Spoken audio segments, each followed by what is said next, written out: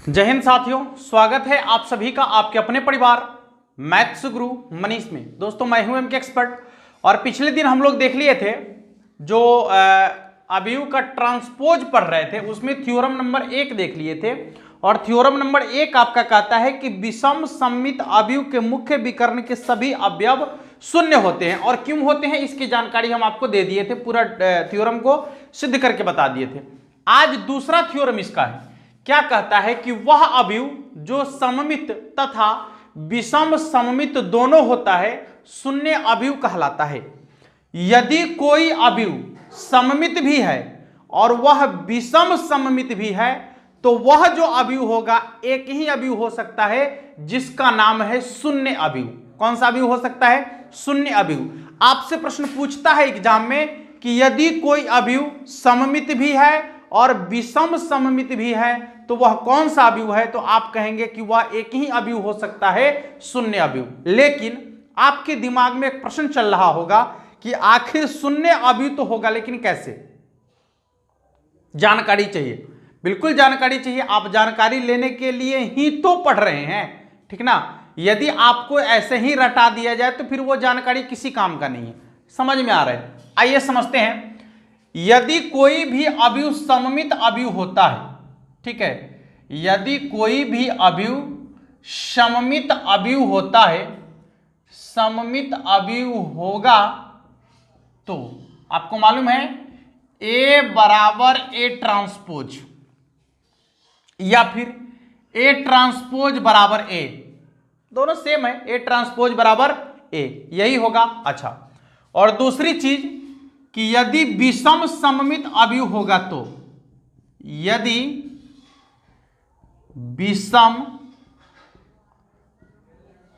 सममित अवयव होगा तो, यदि सममित अवयव होगा तो A ट्रांसपोज बराबर A या A बराबर A ट्रांसपोज। और यदि विषम सममित अवयव होगा तो ध्यान से देखिएगा क्या था, A ट्रांसपोज बराबर माइनस A या फिर A बराबर माइनस A ट्रांसपोज, दोनों एक ही चीज है। माइनस को इधर रखिए उधर रखिए, उससे कोई फर्क पड़ता नहीं है विशेष रूप से। चलिए इसको आप समीकरण 1 कह लीजिए, इसको समीकरण 2 कह लीजिए। अब आप समीकरण 1 और समीकरण 2 का LHS साइड देखिए, LHS, ठीक है। लिखेंगे समीकरण 1 तथा 2 से, समीकरण 1 तथा 2 से। पहली चीज कि समीकरण 1 और 2 का LHS साइड जो है वो क्या है? बराबर है ना। LHS साइड बराबर है तो आपका जो कंडीशन कहता है गणित का कि यदि किसी समीकरण का LHS साइड बराबर है तो उसका RHS साइड भी क्या होगा? बराबर होगा। इसलिए ये दोनों आपस में क्या होगा? बराबर होगा, यानी A बराबर माइनस A आ जाएगा, ठीक है। अब ये माइनस वाला इधर प्लस में आ जाएगा तो A प्लस A बराबर, इधर कुछ नहीं बचा, 0। अब जोड़िए आप तो क्या हो जाएगा? 2A, ठीक है, 2A और ये बराबर 0, और गुना में उधर भाग में चला जाएगा, इसलिए A बराबर कितना आ जाएगा? 0। तो यहां A बराबर 0 का क्या मतलब है कि A एक अवयव है। चलिए पहले मान ही लेते हैं, यहां से हम शुरुआत किए थे। माना A एक अवयव है, A एक अवयव है और यदि वह सममित अवयव है तो A ट्रांसपोज बराबर A होगा। यदि वह विषम सममित अवयव है तो A ट्रांसपोज बराबर माइनस A होगा। और समीकरण 1 और 2 को जब लेकर चले तो A का मान कितना के बराबर निकल के आया? 0 के बराबर। इससे यह स्पष्ट होता है कि A जो है आपका क्या है? शून्य अवयव है। A जो है वो क्या है? शून्य अवयव है। तो आप कह सकते हैं कि यदि कोई अवयव सममित भी है और वह विषम सममित भी है, क्लियर है, सममित भी है और वह विषम सममित भी है, तो वो जो अवयव आपका होगा शून्य अवयव होगा। यानी कुल मिलाकर आप एक चीज और कह सकते हैं कि जितने भी शून्य अवयव हैं सबके सब शून्य अवयव सममित भी होगा और विषम सममित भी होगा। यदि आपसे कोई प्रश्न पूछे कि एक ऐसा अवयव बताइए जो सममित भी है और विषम सममित भी है, तो आप एक ही अवयव का उदाहरण देंगे, वह होगा शून्य अवयव। कौन सा अवयव होगा? शून्य अवयव। ठीक है साथियों, जल्दी से इसको नोट कर लीजिएगा। अगले थ्योरम की तरफ बढ़ते हैं और अगले थ्योरम को देखते हैं कि अगला थ्योरम क्या कहता है। जल्दी से नोट कर लेते हैं, अगले थ्योरम की तरफ बढ़ेंगे। अब देखिए तीसरा थ्योरम आपका क्या कहता है, थोड़ा सा ध्यान से समझिएगा। तीसरा थ्योरम कहता है, इसमें दो पार्ट्स हैं, दो आपको दिख रहा है, बारी बारी से दोनों को समझते हैं। कहता है कि दो सममित अवयव का योगफल सममित होता है यदि आपके पास दो सममित अवयव दे दिया जाए और आपको कहे कि दोनों को जोड़िए, तो दोनों को जोड़कर जो अवयव बनेगा वह अवयव भी सममित अवयव होगा। एक बार और समझिए, दो सममित अवयव आपको दे दिया जाए, ठीक है, और आपको कहा जाए कि दोनों सममित अवयव को आप जोड़िए, तो जब आप दोनों सममित अवयव को जोड़ेंगे तो जोड़ने के पश्चात जो अवयव बनेगा वह भी आपका सममित अवयव ही होगा। यह पहला थ्योरम, मतलब थ्योरम 3 का पहला पार्ट यह कहता है। दूसरा पार्ट कहता है कि यदि आपके पास दो विषम सममित अवयव है, यदि आपके पास दो विषम सममित अवयव है और आप दोनों विषम सममित अवयव को जोड़ते हैं, तो जोड़ने के पश्चात जो अवयव बनेगा वह भी विषम सममित अवयव ही होगा, यानी ज्यों का त्यों रहेगा, कोई बदलाव नहीं होगा। आइए बारी बारी से देखते हैं। सबसे पहले हम ऐसा करते हैं कि मान लेते हैं, माना ए और बी दो सममित अवयव है, सममित अवयव है, ठीक है। ए और बी दो सममित अवयव है, मानने की जरूरत नहीं, यहां पर कह रहा है तो ये प्रमाण में हम लेके चलेंगे इसको, ये इसका प्रमाण है, ठीक है। ए और बी दो सममित अवयव है। अब समझिए कि जब सममित अवयव होता है तो आपको मालूम है सममित अवयव के लिए लिखेंगे तो ए बराबर ए ट्रांसपोज तथा बी बराबर बी ट्रांसपोज। क्लियर है? यदि ए और बी सममित अवयव है तो ए बराबर ए ट्रांसपोज और बी बराबर बी ट्रांसपोज। सिंपल है, यही तो होगा। हां चलिए देखिए, अब कहता है कि दोनों अवयव को आप जोड़िए, ठीक है। दोनों जो सममित अवयव है उसको आप क्या कर लीजिए, जोड़ दीजिए। तो चलिए ए और बी दो सममित अवयव है, इसको हम जोड़ते हैं, तो ए प्लस बी, ए प्लस बी जोड़ लिए। जोड़ने के बाद एक अवयव बनेगा। ए और बी को यदि जोड़ेंगे तो मान लीजिए कि यह एक अवयव बन गया, तो अब इस अवयव का हम ट्रांसपोज निकालते हैं। क्या निकालते हैं? ट्रांसपोज। और ट्रांसपोज निकालने के बाद यदि इसका मान ए प्लस बी के बराबर ही हो जाए, ठीक है, तो क्या कहेंगे कि यह जो है आपका सममित अवयव है। नहीं कह सकते हैं कि ए बराबर यदि ए ट्रांसपोज है तो ए प्लस बी बराबर भी ए प्लस बी ट्रांसपोज होना चाहिए, तो वही निकल के आ जाएगा, तो कहेंगे कि सममित अवयव है। अब चलिए, आपको मालूम है कि ए प्लस बी के ट्रांसपोज बराबर क्या होता है, तो A transpose plus B transpose, जो आपको हम बता दिए हैं गुणधर्म में, इसके प्रॉपर्टीज में ही बता दिए आपको। ए प्लस बी का ट्रांसपोज बराबर होता है A transpose plus B transpose. अब ध्यान दीजिए, ए ट्रांसपोज का मान कितना के बराबर है, तो ए के बराबर है ए, अब प्लस बी ट्रांसपोज का मान कितना के बराबर है, तो बी के बराबर है। अब आप देख लीजिए क्या निकल के आया, निकल के आया ए प्लस बी बराबर ए प्लस बी का ट्रांसपोज। निकला या नहीं निकला? ए प्लस बी बराबर ए प्लस बी का होल ट्रांसपोज, अर्थात ए बराबर ए ट्रांसपोज, ए बराबर ए ट्रांसपोज सममित अवयव है। यही तो है ना? तो आप स्पष्ट रूप से कह सकते हैं कि यदि कोई दो अवयव आप लेते हैं और दोनों अवयव यदि सममित अवयव है और उसको आप जोड़ते हैं, तो जोड़ने के बाद जो अवयव बनेगा वह भी आपका सममित अवयव ही होगा। चलिए दूसरा क्या करते हैं, प्रमाण लेते हैं। क्या अब हम जो सममित अवयव लिए थे, अब कहता है कि यदि दो विषम सममित अवयव का योगफल लिया जाए तो वह विषम सममित ही होगा। आइए चेक कर लेते हैं, लिखेंगे यहां पर ए और बी दो विषम सममित अवयव है, विषम सममित अवयव है।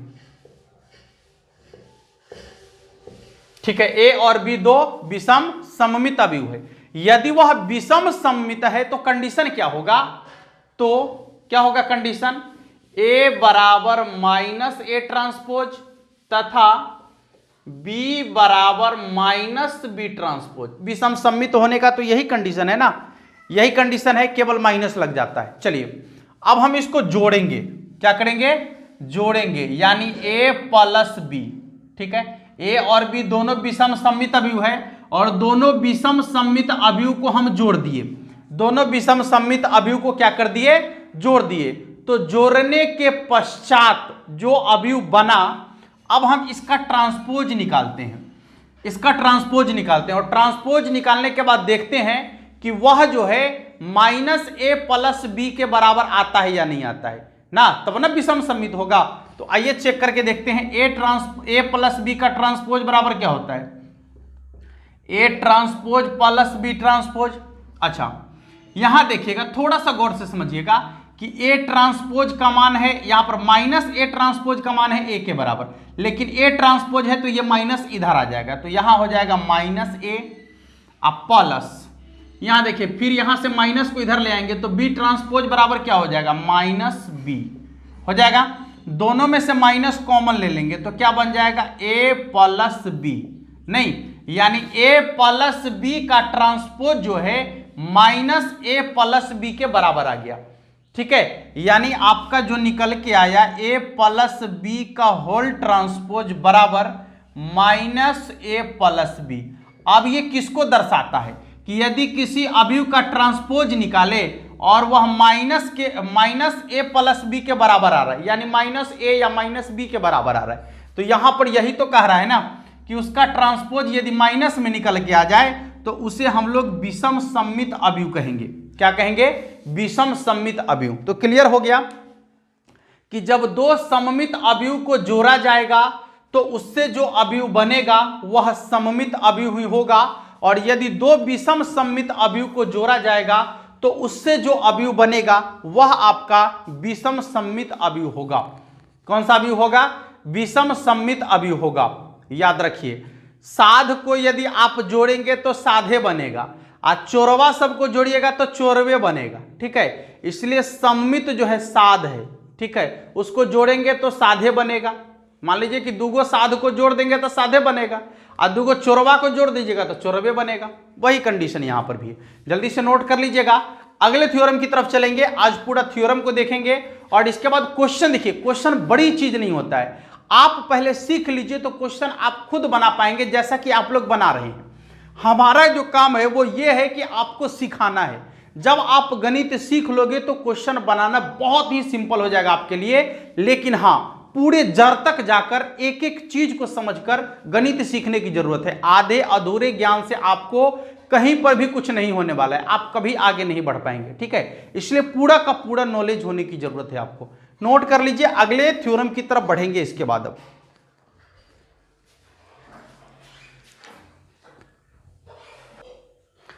देखिए अगले थ्योरम की तरफ चलते हैं। थ्योरम नंबर 4 क्या कहता है, कहता है कि यदि ए सममित अवयव है तो के ए भी सममित अवयव होगा, जहां के कोई कांस्टेंट होगा। कुल मिलाकर कहा जाए कि यदि किसी सममित अवयव में आप किसी कांस्टेंट से गुना कर लेते हैं, ठीक है, किसी सममित अवयव में आप किसी कांस्टेंट से गुना कर लेते हैं तो जो अवयव बनेगा वह भी सममित अवयव होगा। ठीक है, फिर से एक बार समझ लीजिए कि यदि किसी सममित अवयव में आप कोई कांस्टेंट से गुना कर देते हैं तो एक जो अवयव बनेगा वह भी सममित अवयव ही होगा। दूसरा कहता है कि यदि ए विषम सममित अवयव है तो के ए भी विषम सममित अवयव होगा, जहां के क्या है, अचर है। के क्या है, अचर है। वही चीज है कि यदि आप किसी विषम सममित अवयव में किसी कांस्टेंट से गुना करेंगे तो जो अवयव बनेगा वह भी आपका विषम सममित अवयव ही होगा। अब इसको थोड़ा सा समझ लेते हैं कि आप किसी साध में किसी साध के साथ किसी साध को चिपका दीजिएगा तो साध ही बनेगा, लेकिन यदि आप किसी चोर के साथ किसी साध को चिपका दीजिएगा तो चोरवे बन जाएगा नहीं, क्योंकि पूरी मान लीजिए कि एक आपके पास पूरा एक टोकरी आम है, उसमें एक सड़ा हुआ आम को रख दीजिए तो पूरी टोकरी के आम को सड़ा देगा, लेकिन वो पूरे अच्छा वाला आम जो है एक सरल का आम को ठीक नहीं कर सकता है। समझ में आ रहा है? वही कंडीशन है कि यहां पर यदि आप देख रहे हैं कि ए यदि सममित अवयव है और उसके साथ किसी कांस्टेंट को आप चिपका रहे हैं तो वह सममित बनेगा, ठीक है। यदि ए विषम सममित अवयव है, अर्थात यदि ए जो है खराब है, चोर है, और उसके साथ किसी साध को चिपका दिए, किसी कांस्टेंट को चिपका दिए बेचारा को, तो जहां चोरी करने जाएगा पकड़ाएगा वो ओकरा साथे, तो चोरवा के भाई चोरवे ना होगा, वही कंडीशन आ जाता है, ठीक है। तो आप इसको इस तरीके से भी समझ सकते हैं। हाँ, बात आती है गणित की तो आप उसको सिद्ध कर सकते हैं बहुत आसान से। देखिए, यदि ए जो है, प्रमाण लेते हैं इसका, मान लिया जाए कि ए सममित अवयव है। ए क्या है? सममित अवयव है, क्लियर है। और जब ए सममित अवयव है तो आपको मालूम है कि ए बराबर होगा ए ट्रांसपोज, होगा या नहीं होगा? ए बराबर होगा ए ट्रांसपोज। अब किसी कांस्टेंट को हम ए के साथ चिपका लेते हैं, यानी के ए, क्या लिखेंगे? के ए। तो के ए एक कांस्टेंट बन गया, जहां के कोई कांस्टेंट है, के जो है अचर है। के क्या है? अचर है। कोई भी अचर हो सकता है, कोई भी कांस्टेंट हो सकता है के, ठीक है। तो यदि आप के को ए के साथ गुना करेंगे तो एक अवयव बनेगा। अब आप चेक करके देखिए कि इसका जब आप ट्रांसपोज निकालेंगे, जब आप इसका ट्रांसपोज निकालेंगे तो क्या कंडीशन बनेगा? इसका ट्रांसपोज जो होता है के और ए ट्रांसपोज, के और ए ट्रांसपोज, ठीक है, के और ए ट्रांसपोज। अब देखिए, के तो ज्यों का त्यों है और ए ट्रांसपोज की जगह पर आप क्या लिख सकते हैं? तो ए लिख सकते हैं। क्या लिख सकते हैं? ए लिख सकते हैं। तो क्या बन के आया? देखिए, तो बन के आया के ए बराबर के ए का होल ट्रांसपोज। यानी आप इसको ऐसे देख सकते हैं, ए बराबर ए ट्रांसपोज। नहीं देख सकते हैं? यदि आप पूरे को ए मान लेते हैं तो क्या आया कि ए बराबर ए ट्रांसपोज, और जब ए बराबर ए ट्रांसपोज है तो वह सममित अवयव होगा, ठीक है। वह क्या होगा? सममित अवयव होगा। तो आप इस तरीके से कह सकते हैं कि यदि आप किसी सममित अवयव में किसी कांस्टेंट से गुना कर देते हैं तो वह जो अवयव आपका बनता है वह भी सममित अवयव कहलाता है। अब आइए, दूसरा कंडीशन क्या कह रहा है इसका? दूसरा कंडीशन में मान लीजिए कि ए को विषम सममित अवयव मानना है, तो मान लेते हैं, या इसका प्रमाण ही तो है, प्रमाण ए एक विषम सममित अवयव है। ए एक विषम सममित अवयव है, विषम सममित अवयव है, ठीक है। ए एक विषम सममित अवयव है। अच्छा चलिए, जब ए एक विषम सममित अवयव है तो क्या आएगा? ए बराबर माइनस ए ट्रांसपोज, यही तो आएगा ना। जब ए एक विषम सममित अवयव है तो क्या आएगा? ए बराबर माइनस ए ट्रांसपोज। अब आपको किसी कांस्टेंट के से गुना कर लेना है, तो लिखेंगे के जो है अचर है, के क्या है? अचर है। अब आप गुना कर लेते हैं तो के ए, इसका ट्रांसपोज निकाल दीजिए तो क्या आएगा? के इंटू ए ट्रांसपोज, यही ना आएगा? के इंटू ए ट्रांसपोज। और ए ट्रांसपोज की जगह पर यदि आप मान निकालते हैं यहां से तो माइनस इधर आ जाएगा, तो आएगा के इंटू माइनस ए, माइनस को बाहर कर देंगे तो माइनस के ए।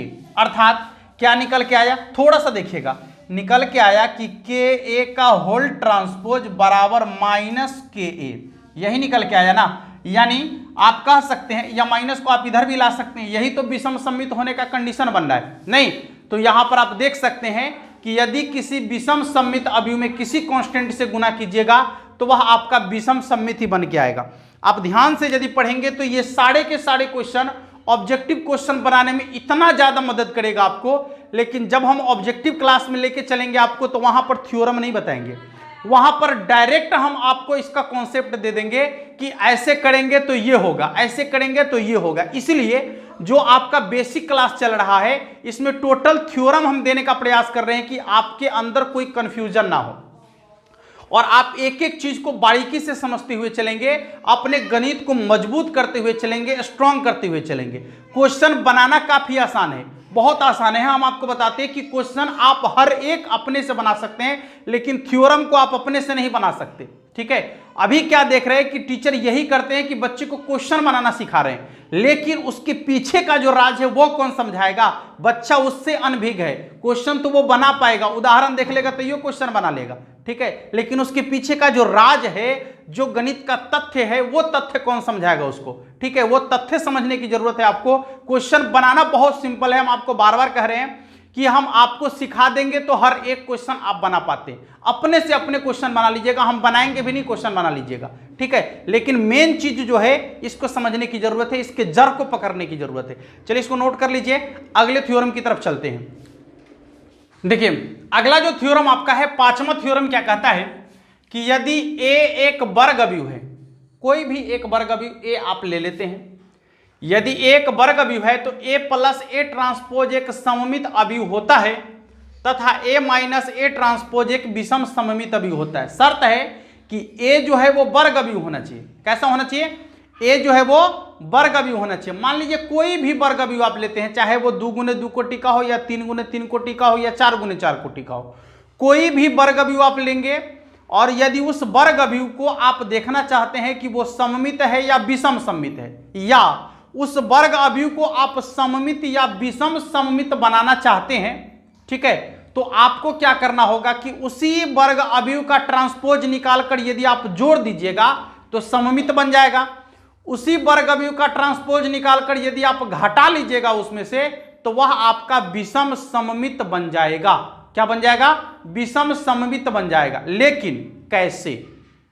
लेकिन कैसे? आप एक चीज समझ लीजिए, सबसे पहले सिलेबस शुरू करते हैं और सबसे लास्ट में खत्म करते हैं। इसके पीछे का रीजन क्या है? बहुत लोग कहते हैं कि हम तो 5 महीना में खत्म कर दिए, 6 महीना में खत्म कर दिए, हम कुल मिला के 12 महीना लगाते हैं सिलेबस को खत्म करने में। और इसके पीछे का रीजन यह है कि एक एक चीज, सारी चीजें जो होना चाहिए, जो बच्चों को मिलना चाहिए, वो सारी चीजें हम आपको देने का प्रयास करते हैं। कहीं भी कुछ भी आपको नहीं छोड़ना है। हर चीज जब आप एक बार नोट्स पलट के देखिएगा ना, आपने जो लिखा है यदि आप उसको एक बार पलट के देखिएगा तो आपको अंदाजा लगेगा कि क्या क्या चीजें आपको मिली है, ठीक है। हाँ, और जहां तक ट्रिक की बात है, आपको ट्रिक भी वैसा ट्रिक मिलेगा जो आपको देखने को नहीं मिलता। आप एक बार YouTube पर सर्च करके देख लीजिएगा, हमारा जो ट्रिक है आप अदरवाइज मिलाकर देख लीजिएगा, आपको अंदाजा लग जाएगा, ठीक है। चलिए देखते हैं। सबसे पहले तो एक वर्ग अवयव है तो ए प्लस ए ट्रांसपोज भी, ए प्लस ए ट्रांसपोज जो होगा वो सममित अवयव होगा, और ए माइनस ए ट्रांसपोज जो होगा वो क्या होगा? विषम सममित अवयव होगा। लेकिन कैसे? चलिए तो लिखेंगे ए प्लस ए ट्रांसपोज, यदि ए प्लस ए ट्रांसपोज एक सममित अवयव है तो इसका ट्रांसपोज निकालने के बाद इतना के बराबर आ जाएगा, तभी तो कहेंगे कि सममित अवयव है। सममित अवयव होने का तो यही कंडीशन है कि आप उसका ट्रांसपोज निकालिए और उतने के बराबर हो जाए ना। जैसे ए प्लस ए ट्रांसपोज का ट्रांसपोज निकालिए और यदि इतने के बराबर हो जाएगा तो कहेंगे सममित है। अच्छा, चेक करने में क्या जा रहा है, ध्यान से देखिएगा। देखिए ए प्लस, मान लीजिए कि ए है या बी है, तो ए प्लस बी का ट्रांसपोज बराबर क्या होता है? तो ए ट्रांसपोज अब प्लस बी ट्रांसपोज, तो बी के जगह पर है ए का ट्रांसपोज, तो ए के ट्रांसपोज का ट्रांसपोज ना। अब देखिए ए ट्रांसपोज अब प्लस ए के ट्रांसपोज का ट्रांसपोज बराबर क्या होता है? ए, जो हम आपको पहले ही बता दिए हैं, ठीक है। चलिए देखिए, तो अब इसको आप ये लिख सकते हैं, ए प्लस ए ट्रांसपोज, क्या निकल के आया? ए प्लस ए का ए प्लस ए का ट्रांसपोज का होल ट्रांसपोज बराबर क्या आता है? तो ए प्लस ए ट्रांसपोज, यानी इसका आप ट्रांसपोज निकाले तो उसका मान फिर उसी के बराबर हो गया। कुल मिलाकर कह सकते हैं कि यह जो है आपका क्या होगा? सममित अवयव होगा। क्या होगा? ये होगा सममित अवयव। क्या होगा? ये सममित अवयव। क्लियर है? यह आपका होगा सममित अवयव। अच्छा, दूसरी चीज क्या कह रहा है कि a माइनस ए ट्रांसपोज विषम सममित होगा, तो चेक कर लेते हैं। a माइनस ए ट्रांसपोज का होल ट्रांसपोज, यदि इसका होल ट्रांसपोज निकालेंगे और उतना ही आएगा लेकिन उसके आगे माइनस लग जाएगा। आएगा उतना ही, लेकिन उसके आगे माइनस लग जाएगा। तो ऐसे कंडीशन में क्या करेंगे हम, ठीक है, ऐसे कंडीशन में कहेंगे कि विषम सममित अभिव्यव है। अच्छा चेक कर लीजिए, ए माइनस ए का होल ट्रांसपोज है तो क्या हो जाएगा, A transpose minus A transpose का होल ट्रांसपोज, यही ना होगा, ए ट्रांसपोज का होल ट्रांसपोज, यानी ए ट्रांसपोज माइनस ट्रांसपोज का ट्रांसपोज है तो ए के बराबर हो जाएगा। चलिए इसको पहले लिख लेते हैं, तो minus A plus A transpose, आप यहां से माइनस कॉमन ले लीजिए तो क्या हो जाएगा, ए माइनस ए ट्रांसपोज। चेक कर लीजिए, ए माइनस ए ट्रांसपोज का होल ट्रांसपोज बराबर आ गया माइनस ए ट्रांसपोज, यही तो आ गया ना, यही आया ना, देखिए ना, यही तो विषम सममित होने का कंडीशन है कि आगे माइनस लग जाता है ना, रहता वही है लेकिन आगे माइनस लग जाता है। तो आप क्या कहेंगे कि यह जो आपका है, यह आपका विषम सममित है, या क्या है, विषम सममित है। समझ में आ रहा है, विषम सममित अभिव्यव है।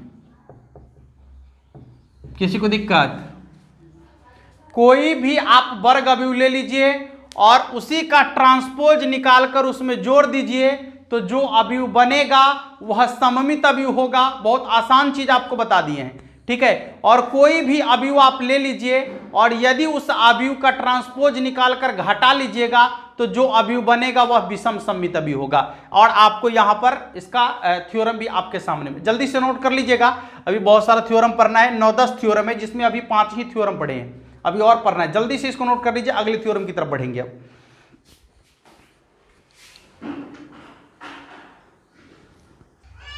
देखिए अगला जो थ्योरम आपका है, छठा थ्योरम क्या करता है कि प्रत्येक वर्ग अभिव्यव को एक सममित तथा एक विषम सममित अभिव्यव के योगफल के रूप में अद्वितीय रूप से निरूपित किया जा सकता है। प्रत्येक वर्ग अभिव्यव को, जितने भी वर्ग अभिव्यव है उसको आप एक सममित और एक विषम सममित अभिव्यव के योगफल के रूप में व्यक्त कर सकते हैं। वो योगफल क्या है अभी हम आपको बताते हैं, थोड़ा सा समझिएगा।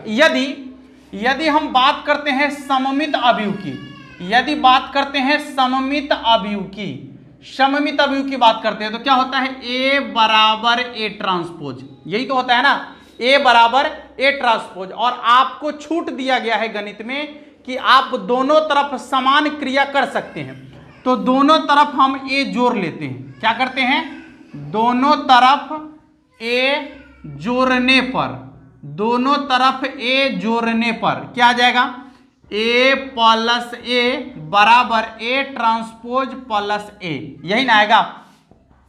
अब आप देखिए कि जोड़ेंगे तो कितना आ जाएगा, 2a बराबर हो जाएगा ए ट्रांसपोज प्लस ए, इसलिए a बराबर हो जाएगा 1/2 ए प्लस ए ट्रांसपोज।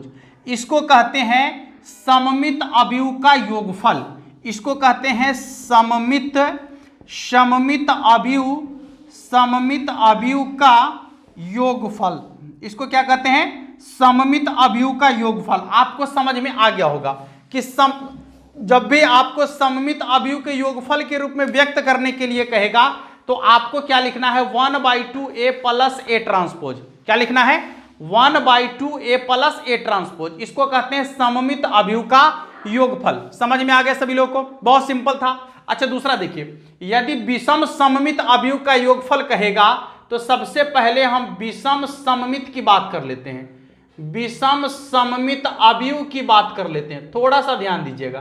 तो इसको कहते हैं ए बराबर माइनस ए ट्रांसपोज, यही तो कहते हैं ना, ए बराबर माइनस ए ट्रांसपोज। फिर इसमें भी वही चीज, दोनों तरफ ए जोड़ने पर तो क्या आ जाएगा, ए प्लस ए और बराबर हो जाएगा आपका माइनस ए ट्रांसपोज प्लस ए।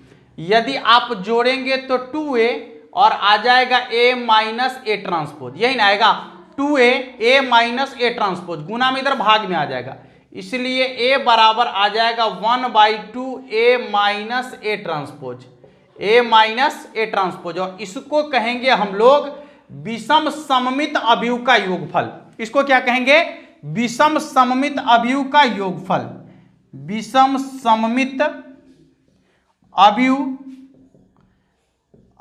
का योगफल, इसको कहेंगे विषम सममित अभिव्यव का योगफल। अब आप क्लियर हो गया होगा आपको कि सममित अवयव का जो योगफल हम लोग पढ़े हैं 1/2 A प्लस A ट्रांसपोज आखिर क्यों होता है, ठीक है। और विषम सममित अवयव का जो योगफल होता है A माइनस A ट्रांसपोज वो क्यों होता है, इसलिए होता है। तो यहां पर लिखना है आपको 1/2 A माइनस A ट्रांसपोज। जब आपको विषम सममित अवयव के योगफल के रूप में लिखने के लिए कहेगा तो, और यदि सममित अवयव के योगफल के रूप में लिखने के लिए कहेगा तो लिखना है 1/2 A प्लस A ट्रांसपोज, ठीक है। चलिए इसको भी नोट कर लीजिए। धीरे धीरे आगे बढ़ते हैं अगले थ्योरम की तरफ। देखिए अगला जो आपका 7वां है वो क्या कहता है कि यदि A कोई वर्ग अवयव है तो दिखाइए कि A इंटू A ट्रांसपोज या A ट्रांसपोज इंटू A सममित अवयव होगा। यानी यदि कोई भी वर्ग अवयव, वहां पर तो हम जोड़ की बात किए थे, यहां पर गुना की बात कर रहे हैं कि आप यदि किसी वर्ग अवयव में उसी के ट्रांसपोज से गुना कर देते हैं तो जो अवयव बनेगा वह भी सममित अवयव होगा, ठीक है। या फिर उसके ट्रांसपोज में यदि उस अवयव से गुना कर देते हैं तो जो अवयव बनेगा वह भी क्या होगा, सममित अवयव होगा, जो स्पष्ट रूप से यहां लिखा हुआ है। अब चलिए बात कर लेते हैं इस पर कि आखिर ऐसा होता क्यों है, ठीक है। किसी को दिक्कत? पहले देखिए A इंटू A ट्रांसपोज की बात कर लेते हैं। तो यदि इसका होल ट्रांसपोज निकाला जाएगा तो क्या होता है, आपको मालूम है कि हम बताए थे कि AB का होल ट्रांसपोज बराबर होता है B ट्रांसपोज A ट्रांसपोज, यही ना होता है, B ट्रांसपोज A ट्रांसपोज, ठीक है। तो यहां देखिए A इंटू A ट्रांसपोज का होल ट्रांसपोज, तो ये जो आपका था ये बाद वाला पहले आ गया था और पहले वाला बाद में चला गया था, तो यहां भी बाद वाला पहले आएगा और पहले वाला बाद में जाएगा, ठीक है। देखिए तो यहां पर क्या हो जाएगा आपका A इंटू A ट्रांसपोज का होल ट्रांसपोज है, तो आपका जो फॉर्मूला कहता है कि A इंटू B ट्रांसपोज बराबर क्या होता है, तो B ट्रांसपोज A ट्रांसपोज। कहने का मतलब है कि जो दूसरे स्थान पर है उसको पहले लिखा और जो पहले स्थान पर है उसको बाद में लिखा। तो यहां पर भी सेम कंडीशन है कि जब दोनों गुना में है तो जो दूसरे स्थान पर उसको पहले लिखेंगे और जो पहले स्थान पर उसको दूसरे स्थान पर लिखेंगे। अब ध्यान से देखिएगा तो क्या आ जाएगा, A ट्रांसपोज का होल ट्रांसपोज यानी A के बराबर इंटू A ट्रांसपोज का तो ट्रांसपोज ही रहेगा, यानी आपका क्या आ गया कि A ट्रांसपोज का जब होल ट्रांसपोज हम निकाले तो उसका मान जो है A इंटू A ट्रांसपोज के बराबर आ गया। आया या नहीं आया, आप चेक करके देख लीजिए आया या नहीं आया। तो यही तो कहता है ना कि A ट्रांसपोज बराबर यदि A होता है तो सममित अवयव है, इसलिए यह कौन सा अवयव होगा आपका, सममित अवयव होगा। कौन सा अवयव होगा, सममित अवयव होगा। अच्छा दूसरा कंडीशन क्या है कि A ट्रांसपोज इंटू A, चलिए कोई बात नहीं है, A ट्रांसपोज इंटू A की बात किया जाए, ध्यान से देखिएगा। अब यदि इसका होल ट्रांसपोज निकालेंगे तो क्या होगा, आपको मालूम है कि जो दूसरे स्थान पर है उसको पहले लिखते हैं, तो A ट्रांसपोज, जो पहले स्थान पर उसको दूसरे स्थान पर लिखते हैं, तो A ट्रांसपोज का होल ट्रांसपोज यानी हो जाएगा A ट्रांसपोज इंटू ट्रांसपोज का ट्रांसपोज यानी A के बराबर, ठीक है। तो अब यहां देखिए कि क्या आया, A ट्रांसपोज इंटू A बराबर आ गया A ट्रांसपोज इंटू A का होल ट्रांसपोज। देखिए यही तो आया ना, इतना बराबर आपका ये आ गया ना। तो आप ये कह सकते हैं कि जो भी आप अवयव निकालते हैं यदि आप उसके ट्रांसपोज से उसमें गुना कर दीजिएगा तो जो अवयव बनेगा वह भी आपका सममित अवयव कहलाएगा। क्या कहलाएगा, सममित अवयव कहलाएगा। जल्दी से इसको नोट कर लीजिएगा, एक एक पॉइंट आपको नोट करना है और अपने दिमाग में उसको बैठा के रखना है, ठीक है। बार बार आप उलटकर देखते रहिए, कॉपी को रिवीजन करते रहिए, क्योंकि यह रिवीजन की चीजें हैं और जब आप रिवीजन करेंगे उस पर एग्जाम्पल बनाएंगे, क्वेश्चन करेंगे तो ये खुद ब खुद आपका अपना हो जाएगा। आपको विशेष रटने की भी जरूरत नहीं होती है।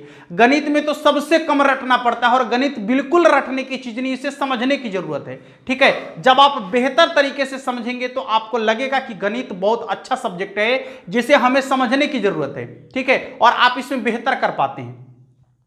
चलिए अगले थ्योरम की तरफ बढ़ते हैं कि अगला थ्योरम क्या कहता है इसका।